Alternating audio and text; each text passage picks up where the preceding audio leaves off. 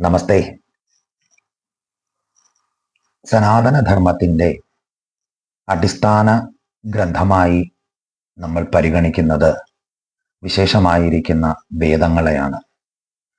അനാദികാലം മുതൽ അഥവാ ലോകത്തിൽ ആദ്യമായി എഴുതപ്പെട്ട ഗ്രന്ഥം എന്ന് പറയുന്നത് തന്നെ ഋഗ്വേദമാണ്. വേദത്തിനെ നമ്മൾ ഈശ്വരന്റെ വാണിയായി കരുതുന്നു. വേദങ്ങൾ 4 വിധത്തിലാണ് അഥവാ 4 വേദങ്ങളാണ് നമ്മൾ സനാതനികൾ ലോകത്തിന് നൽകിയത്. അതിൽ ആദ്യത്തേതാണ് ഋഗ്വേദം. ഋഗ്വേദത്തിന്റെ വിശേഷം എന്ന് പറയുന്നത് തന്നെ സൂചിപ്പിച്ചു. ലോകത്ത് ആദ്യമായി കോഡിഫൈ ചെയ്യപ്പെട്ട ഗ്രന്ഥമാണ് ഋഗ്വേദം. ആ ഋഗ്വേദം അതിന് മഹത്തായിരിക്കുന്ന ദർശനമുണ്ട്, അഥവാ മഹാവാക്യം എന്ന് പറയുന്നത് പ്രജ്ഞാനം ബ്രഹ്മ എന്നുള്ളത്.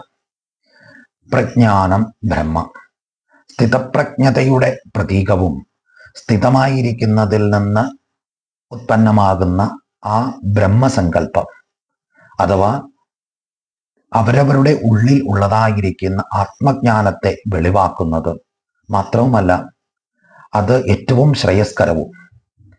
ജ്ഞാനമാണ് ഈശ്വരൻ എന്ന് സുന്ദരമായി ലോകത്തിന് പഠിപ്പിച്ചു കൊടുത്തതാണ് ഭാരതീയർ.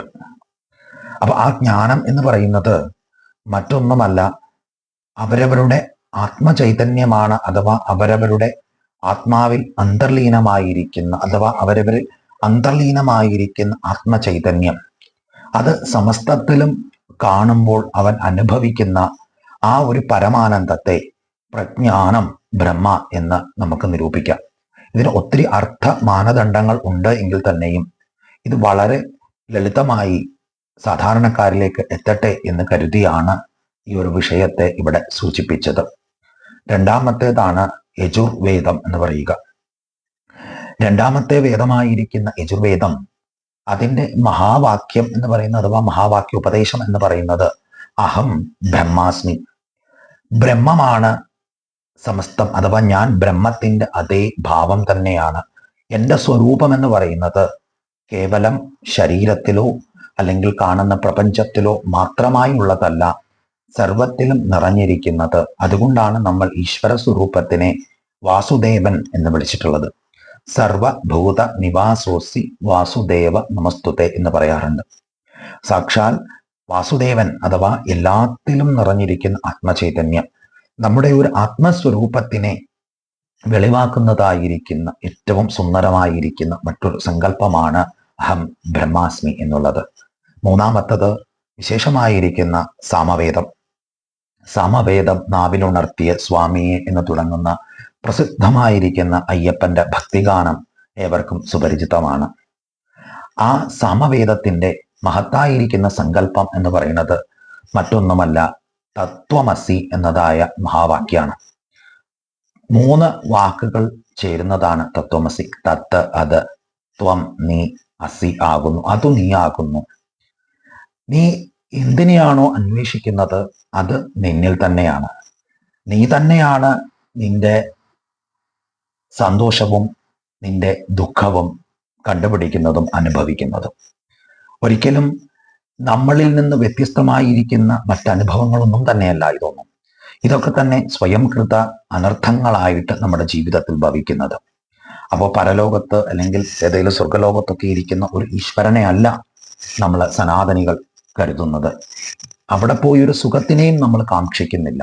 അതുകൊണ്ട് തന്നെ നമ്മൾ ഒരിക്കലും ഒരു മരണം കഴിഞ്ഞു കഴിഞ്ഞാൽ മരണ വാർത്ത അറിഞ്ഞാൽ നമ്മൾ ഹിന്ദുക്കൾ RIP എന്ന് പറയാറില്ല.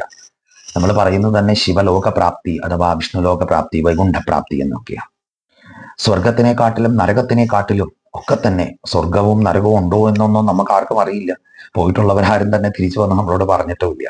അതുകൊണ്ട് സ്വർഗത്തിലോ നരകത്തിലോ ഉള്ള ഒരു യാത്രയല്ല നമുക്കുള്ളത്. സ്വർഗം എന്ന് പറയുന്നത് ഈ ലോകത്തിൽ തന്നെ നമ്മൾ ജീവിക്കുന്നത് സന്തോഷമായിരിക്കുന്ന ഒരു സാഹചര്യത്തിലാണെങ്കിൽ അതാണ് നമ്മുടെ സ്വർഗം. നരകത്തിലാണ് എന്നുണ്ടെന്നുണ്ടെങ്കിൽ നമ്മുടെ അനുഭവദോഷങ്ങൾ കാരണം. അപ്പൊ ഇത് രണ്ടും ഉണ്ടാവുന്നത് എന്തുകൊണ്ട്? നമ്മുടെ കർമ്മത്തെ ആസ്പദമാക്കിക്കൊണ്ട്.